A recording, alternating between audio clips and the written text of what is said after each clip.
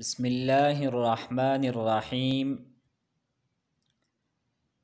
د هدایت النحو د شرح په سلسله کې دا زمونږه 29 نمبر درس دی. مصنف رحمه الله تعالی فرمائی: وإن كان الفاعل مؤنثا حقيقيا وهو ما بإزائه ذكر من الحيوان أنث الفعل أبدا إن لم تفصل بين الفعل والفاعل نحو قامت هند. وإن فصلت فلك الخيار في التذكير والتانيث نحو ضرب اليوم هند وإن شئت قلت ضربت اليوم هند. وكذلك في المؤنث الغير الحقيقي نحو طلعت الشمس وإن شئت قلت طلع الشمس. هذا إذا كان الفعل مسندا إلى المظهر، وإن كان مسندا إلى المزمر أنث أبدا نحو الشمس طلعت. وجمع التكسير كالمؤنث الغير الحقيقي تقول قام الرجال وإن شئت قلت قامت الرجال والرجال قامت ويجوز فيه الرجال قاموا. په دې عبارت کې صاحب کتاب د فاعل متعلق یو درېمه اهمه قاعده او ضابطه بیانوي، او هغه قاعده دا ده چې د فاعل فعل دا کله مؤنث راوړل واجب او ضروری دي، او د فاعل فعل دا کله مؤنث راوړل هم جایز دي او مذکر راوړل هم جایز دي. خو د قاعدې د ذکر کولو نه مخکې به د تمهید په طور باندې مونږه ځان په دې خبره باندې پوه کړو چې مؤنثي حقیقي څه ته وایي او مؤنثي غیر حقیقي څه ته وایي. د مؤنثی حقیقی تعریف مصنف په خپل ذکر کړی دی: وهو ما بإزائه ذکر من الحيوان. چې مؤنثی حقیقی دا هغې مؤنث ته وایي چې د هغې په مقابله کې نر حیوان موجود وي. مؤنثی حقیقی دا هغې مؤنث ته وایي چې د هغې په مقابله کې مذکر یعنی نر حیوان دا موجود وي. مثلا امرأتون دا مؤنثی حقیقي دی ځکه چې د دې په مقابله کې نر حیوان موجود دی او هغه رجل دی. بل مثال دی ناقتون. ناقتون هم مؤنثی حقیقي دی ځکه چې د دې په مقابله کې نر حیوان موجود دی او هغه جمل دی. او مؤنثی غیر حقیقي دی ته وایي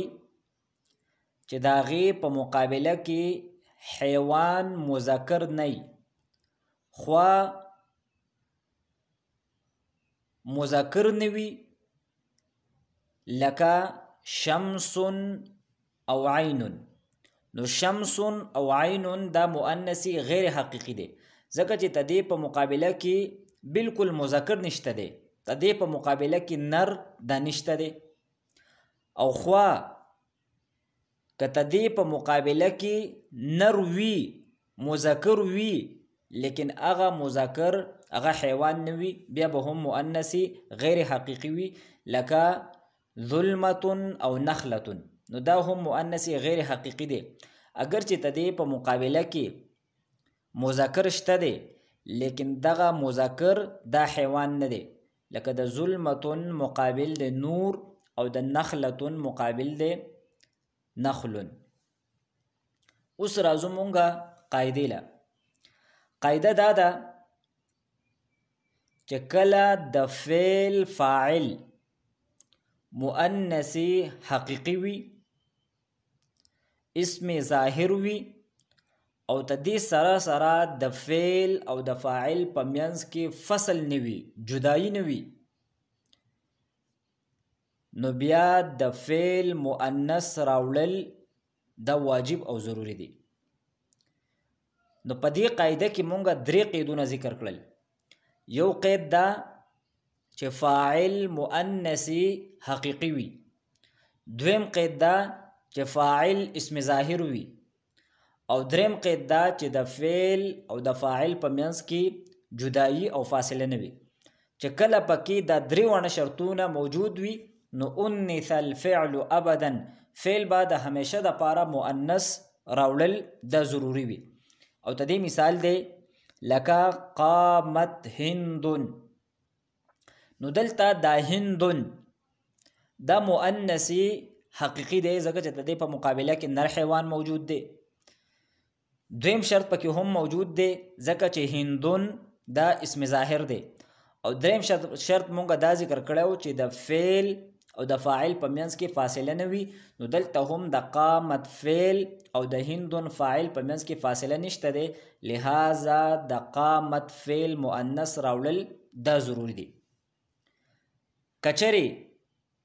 په دې درې وړو شرطونو کې یو شرط نه وي نو بیا دا حکم نه دی. کچری دریم شرط پکې نه وي، یعنی د فعل او د فاعل په منځ کې فصل راغلی وي، جدایی راغلی وي، نو بیا مونږه فعل مذکر هم راوړی شو او مؤنث هم راوړی شو. مصنف رحمه الله دا خبره په دې الفاظو سره بیان کړې ده: وان فصلت، کچریتا د فعل او د فاعل په منځ کې جدایی راوستله، فصل دی راوست، نو فلک الخيار فی التذکیر والتانیث، نو بیا د فعل په مذکر او مؤنث راوړلو کې تا ته اختیار دی. او د هغې مثال ذکر کړی دی لکه ضرب اليوم هندون. نو اوس وګورو مونږه په دې مثال کې نو هندون دا مؤنث حقیقي دی، اسم ظاهر هم دی، لیکن کم دریم شرط مونږه ذکر کړی و هغه پکې نشته دی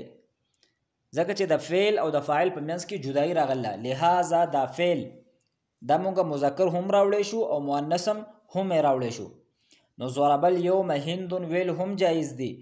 او ضربت اليوم هندون ویل هم جایز دی. دغه شانتي کچری لومبه شرط پکې نه وي، یعنی فاعل مؤنثي حقیقي په ځای باندې مؤنثي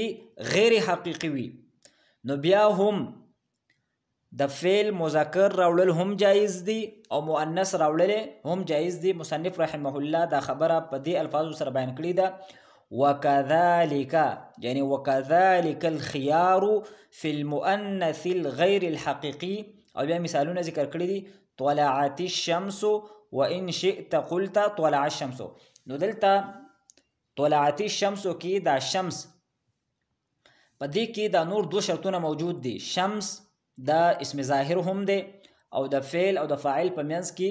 فاصله هم نشته دی، لیکن کم د لومبه شرط مونږه ذکر کړو هغه شرط پکې نشته دی. مونږه دا ویلو چې کله فعل مؤنثي حقیقي وي، اسم ظاهر وي او د فعل او د فاعل په منځ کې فصل نه وي، نو بیا فعل به مونږه مؤنث راوړو. خو دلته دا مؤنثي حقیقي نه دی بلکې مؤنثي غیر حقیقي دی، لہذا فعل مذکر راوړل هم جایز دی او مؤنث راوړل هم جایز دی. نو مونږه طلعت الشمس هم ویل شو او طلع الشمس ویل هم جایز دی. او کچری دویم شرط پکې نو، یعنی فاعل اسم ظاهر نو بلکې اسم ضمیر،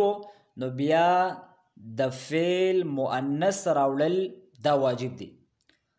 او مصنف رحمه الله دا خبره په دې الفاظو سره کړې ده: وان کان مسندا الی المضمر، کچری د فعل نسبت ضمیر طرف ته شوی، یعنی ته دې کم فاعل هغه اسم ضمیر، نو بیا په دې صورت کې د فعل مؤنث راوړل دا واجب دی. مثلا الشمس طلعت، نو دلته وس مونږه دا مذکر نشو ویلې ځکه چې دلته د الشمس کم فاعل نو هغه هي ضمیر دی، نو اوس دا فعل ته دې مؤنث راوړل دا واجب دی. دا هم مصنف د مؤنثي غیر حقیقی مثال ذکر کړی دی، لیکن د مؤنثی حقیقی هم دغه شان مثال دی لکه هندون قامت. نو دلته اوس هندون قام ویل دا ټیک نه دی، ځکه چې دلته د فعل کم فاعل لی نو دا اسم ظاهر نه دی بلکې اسم ضمیر دی. نو د قاعدې حاصل او خلاصه دا شوه کچرې فاعل مؤنث حقیقي وي، اسم ظاهر وي او تدې سره سره د فعل او د فاعل په منځ کې فصل نه وي نو د فعل مؤنث راوړل دا ضروری دي. او کچرې په دې درې شرطونو کې پکې یو شرط نو بیا به دا حکم نه وي. کچرې دریم شرط پکې نو یعنی د فعل او د فاعل په منځ کې فصل راغلو نو بیا فعل مذکر راوړل هم جایز دي او مؤنث راوړل هم جایز دي. کچرې لومبه شرط پکې نو یعنی فعل مؤنثي فاعل مؤنث حقیقي نه بلکې غیر حقیقي نو بیا هم فعل مذکر راوړل جایز دي او مؤنث راوړل هم جایز دي. او کچرې دویم شرط پکې نو یعنی د فعل فاعل اسم ظاهر نه بلکې اسم ضمیر نو په دې صورت کې بیا د فعل مؤنث راوړل دا واجب دي. نو مصنف رحمه الله دا قاعده په دې عبارت کې دا ذکر کړی ده. نو فرمای وان كان الفاعل مؤنثا حقيقيا کچری د فعل فاعل مؤنث حقیقي وي، مؤنث حقیقي ستوي نو مصنف په خپل داغه تعریف کوي وهو ما بإزائه ذکر من الحيوان. مؤنث حقیقي دی ته وایي چې داغه په مقابله کې ازاء معنا مقابل مخالف، ذکر من الحيوان حیوان نروي، انث الفعل ابدا نو فعل بعد د همیشه د پاره مؤنث راوړی شي. نو چې یو شرط پکې دا وي چې فاعل مؤنثي حقیقي وي تدې سره سره ان لم تفصل بین الفعل والفاعل چې د فعل او د فاعل په منځ کې با فاصله هم نه وي. او دریم شرط هغه مونږه په دې لاندې مصنف دا جمله ذکر کړې ده دا غنه معلومیږي هذا اذا كان الفعل مسندا الى المظهر. دا حکم به الوي چې کله د فعل نسبت دا اسم ظاهر تشوي وي. نو چې کله دا درې وانه شرطونه پکې وي فاعل مؤنث حقیقي وي، د فعل او د فاعل په منځ کې فصل نه وي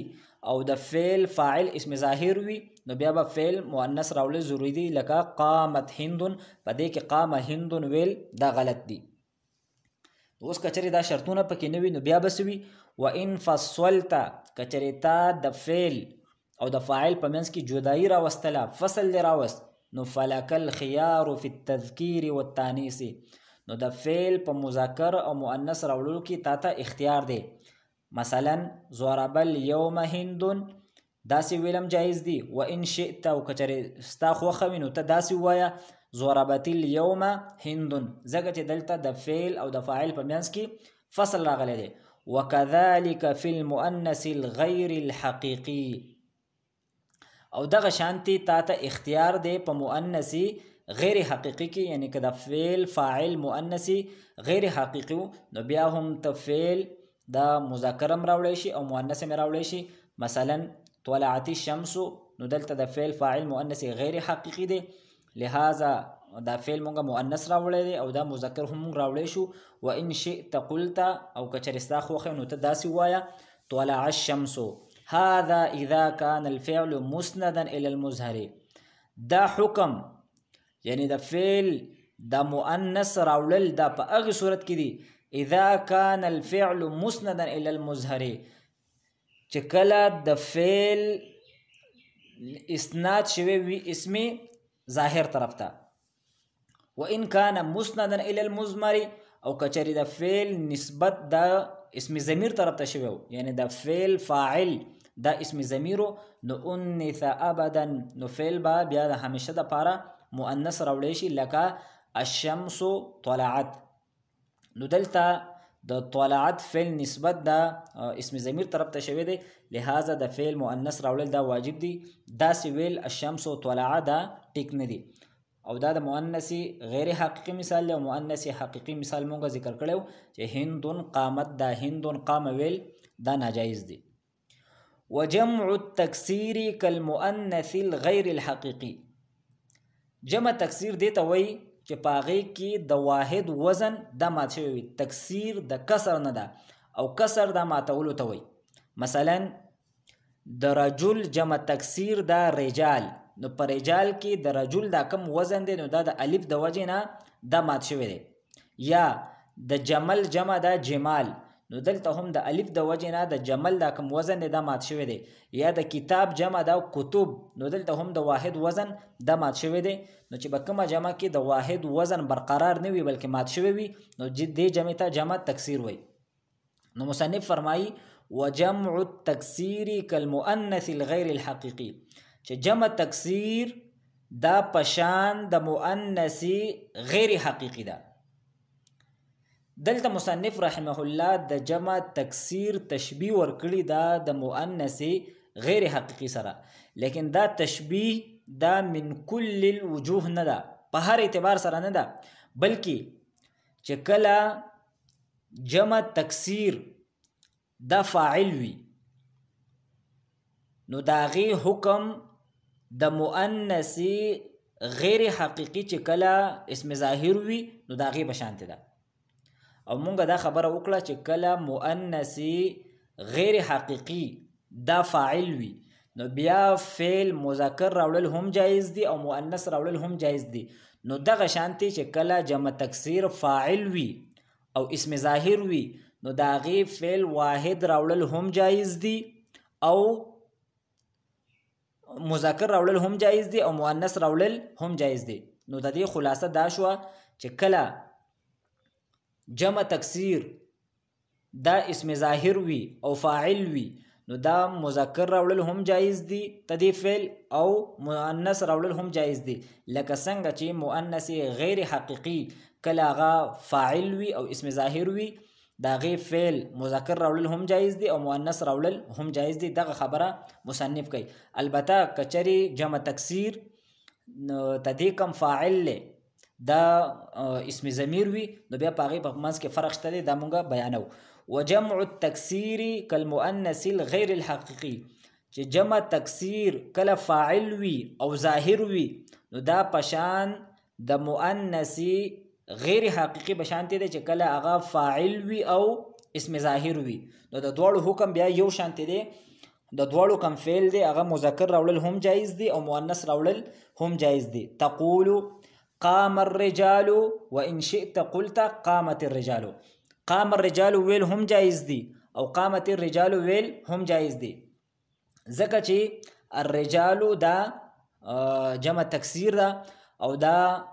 اسم ظاهر دی او فاعل دی. نو دا تدې حکم د مؤنث غیر حقیقی بشانتی دی څنګه چې دا غي فعل مذکر راوړل هم جایزو او مؤنث راوړل هم جایزو. نو مونږه قام الرجال هم ویلې شو او قامت الرجال مونږه هم ویلې شو.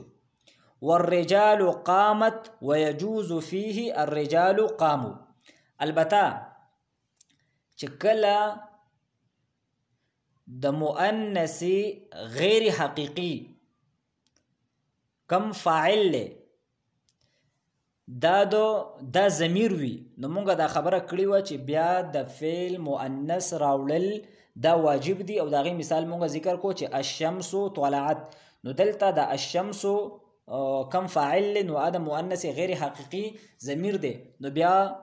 واحد راوړل دا واجب دي. لیکن په دې حکم کې دا جمع تکسیر ته دې نه لږه مخالف ده او هغه مخالفه دا ده چې کله د جمع تکسیر ضمیر فاعل وي نو بیا د هغې مؤنث راوړل هم جایز دي او جمع راوړل هم جایز دي. او بیا کومه د جمع راوړل دي نو په هغې کې بیا لږ تفصیل دی او هغه تفصیل دا دی کچرې دغه جمع مکسر دا د مذکر عاقل جمع وي، کچرې د جمع مکسر دا د مذکر عاقل جمع وي نو بیا فعل دا واحد مؤنث راوړل هم جایز دي او جمع مذکر راوړل هم جایز دي. مثلا الرجال قامت او الرجال قاموا. نو دلته الرجال دا جمع مکسر دا د رجل او رجل مذکر دی، لہذا تدې چې کوم فعل له نو دا واحد مؤنث راوړل هم جایز دي او جمع مذکر راوړل هم جایز دي. نو موږ به داسې ویلی شو چې الرجال قامت او الرجال قاموا. البته کچری جمع مکسر دا دو غیر عاقل وي، یعنی جمع مکسر دا دو غیر عاقل جمع وي، خوا که دغه غیر عاقل مذکر وي او که مؤنث وي، یا دغه جمع مکسر دا جمع وي د مؤنث عاقل. نو درې صورتونه شو چې کله جمع مکسر دا جمع وي د غیر عاقل، خوا که مذکر وي او خوا که مؤنث وي، یا دغه جمع مکسر دا دو عاقل جمع وي لیکن دغه کم واحد دی هغه مؤنث وي. نو په دې صورت کې دا فعل دا مؤنث راوړل هم جایز دی، په هغې کې تای تانیث راوړل هم جایز دی، او نون د جمع مؤنث راوړل پکې هم جایز دی. د لومبي صورت مثال دا دی چې جمع مکسر دا جمع وي د غیر عاقل مذکر، الایام مضت او الایام مضینا. نو الایام دا جمع مکسر دا د یوم، او یوم دا مذکر عاقل دی، لہذا تدې چې کم فعل دی نو په دغه فعل دا تای تانیث راوړل پکې هم جایز دی، او نون د جمع مؤنث پکې راوړل هم جایز دی. نو الایام مضت ویل هم جایز دی، او الایام مضینا ویل هم جایز دی. دویم صورت کچری جمع مکسر دا جمع وی د غیر عاقل مؤنث، نو بیا هم تدې په فعل کې تای تانیث راوړل هم جایز دی، او نون د جمع مؤنث راوړل پکې هم جایز دی، لکه العیون جرت او العیون جرینا، ځکه چې العیون دا جمع مکسر دی د عین، او دا عین د مؤنث غیر عاقل دی. او دریم صورت داو چې جمع مکسر دا جمع وی د عاقل مؤنث، نو بیا هم کم فعل دی په هغې کې تای تانیث راوړل هم جایز دی، او نون د جمع مؤنث راوړل پکې هم جایز دی، لکه النساء جاءت او النساء جئنا. نو د جمع مکسر تفصیل دا شو، کچری جمع تکسیر دا اسم ظاهر وي او پخپله فاعل وي، نو بیا تدې چې کم فعل دی دا مذکر راوړل هم جایز دی او مؤنث راوړل هم جایز دی. موږ مثال ذکر کوو لکه قام الرجال او قامت الرجال، دا جمع مکسر دا پخپله فاعل دی. او کچری جمع مکسر تدې کم فاعل دی هغه ضمیر وي، نو بیا په هغې کې تفصیل دا دی، کچری په هغې کې بیا تفصیل دا دی چې تدې کم فعل دی دا مؤنث راوړل هم جایز دی په ټولو صورتونو کې. البته کچری دا جمع مکسر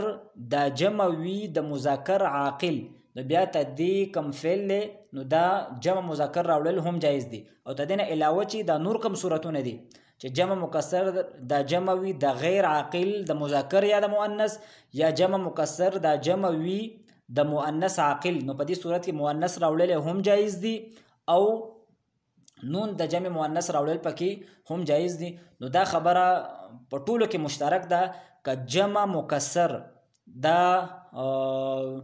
فاعل وي، خوا که پخپله فاعل وي یا تدې ضمیر فاعل وي، نو په ټولو صورتونو کې واحد مؤنث راوړل دا جایز دی.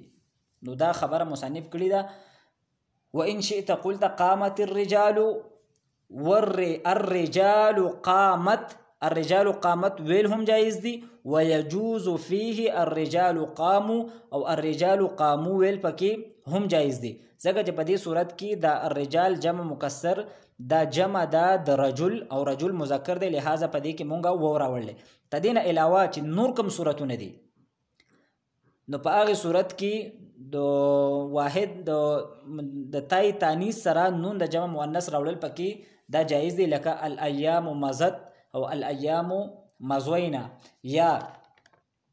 العیون جرت او العیون جرینا، یا النساء جاءت او النساء جئنا. اوس راځو مونږه ته دې عبارت ترکیب له او په دې کې کم نحوي فواید دي، نو د الله جل شانه په توفیق او په فضل سره به مونږه ته دې د ذکر کولو کوشش کوو. مصنف فرمای وان كان الفاعل مؤنثا حقيقيا، دا جمله شرط دی، او په دې جمله کې د الفاعل دا د کان د پاره اسم دی، او مؤنثا حقيقيا دا موصوف صفت دا ولا خبر دی، نو دا شرط دی. او تدی جزا دا انث الفعل ابدا، انث دا د واحد مذکر غائب فعل ماضی مجهول صيغه ده، دا نائب فاعل غواړي، نو الفعل دا ولا نائب فاعل مرفوع دی په ضمې سره او ابدا دا منصوب دی په فتحې سره دا د انس د لپاره مفعول فيه دی نو دا ولا جزا ده او دا ان لم تفصل بین الفعل والفاعل دا هم شرط دی د انس الفعل ابدا د لپاره نو دا جمله شرطیه جزائیه ده او په منځ کې دا یو جمله پاتې شو وهو ما بإزائه ذکر من الحيوان دا جمله معترضه ده هو ضمیر مرفوع منفصل مرفوع محلا دا مبتدا ده ما اسم موصول او بإزائه با حرف جار ازاء مضاف او ده ضمیر دا مضاف الیه ده مضاف الیه ده مجرور ده با جار ده پاره جار مجرور متعلق ده بثابت پوری دا خبر مقدم ده او ذکر من الحيوان ذکر موصوف ده او من الحيوان دا جار مجرور دا ولا صفت ده جکله ثابتون پوری متعلق شي نو بیا موصوف صفت دا بیا مبتدا ده دو خبر ده پاره او مبتدا خبر دا بیا صله ده دو ما موصول ده پاره او موصول صله ده دا بیا خبر ده دو هو مبتدا ده پاره او دا قاعده مخکې مونږ ذکر کړی و چې کله جار مجرور دا د کلام په شروع کې راشي نو دا به خبر مقدم وي او د دې وروسته چې کوم اسم راغلی دا به مبتدا مؤخر وي نو چونکې صله دا ځان له جمله ده نو دی وجنه بإزائه دا د کلام په شروع کې راغلی ده او بل خبره مونږ دا کړی و چې کله د نکرین وروسته جار مجرور راشي نو عام طور باندې نکره د موصوف جوړیږي او دا جار مجرور ولا صفت جوړیږي نو دلته هم ذکرون موصوف دی او من الحيوان دا ولا صفت دی انث الفعل ابدا ان لم تفصل بين الفعل والفاعل نحو قامت هند قامت دا د واحد مؤنث غائب صيغه ده او هند دا ولا فاعل مرفوع دی په ضمه سره وإن فصلت فلك الخيار في التذكير والتانيث وإن فصلت دا شرط ففصلت کی دا تا دا پکی فاعل لے او فلك الخيار لك دا جار مجرور خبر مقدم دے او الخيار دا ولا مبتدا مؤخر دے او في التذكير والتانيث دا متعلق دے پو خيار پسے نو خبر او مبتدا دا بیا جزا جوړیږي د وإن فصلت شرط پر نحو ضرب اليوم هند ضرب فعل اليوم دا مفعول فيه دا او هند دا ولا فاعل مؤخر دی دا مرفوع دی په ضمه سره وان شئت دا شرط دی او قلت ضربت اليوم هند دا ولا جزاء دا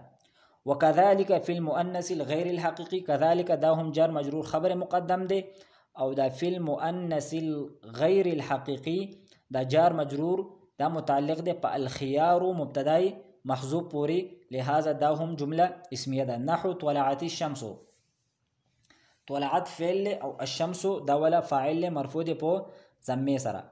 او په طلعت باندې دا کسره د ذکر اغلی ده چې د تا او د شین په منځ کې التقاء د ساکنین راغلی ده او دا قاعده چې کله موږ ساکن له حرکت ورکو نو حرکت بوله